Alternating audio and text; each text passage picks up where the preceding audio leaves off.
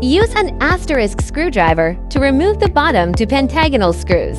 Then place the suction cup at the bottom corner of the screen. Be careful to lift up a gap.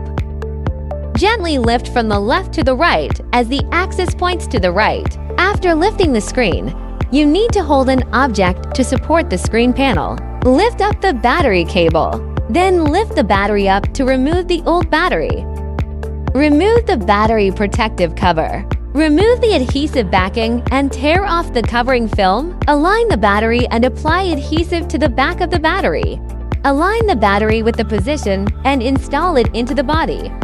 Align the battery cable with the interface and install it properly. Cover the screen and turn on the phone to check if all functions are working properly. After testing normally, lightly press the edges of the body. Open the settings. Check if the battery is functioning properly. If it is normal, the installation is successful.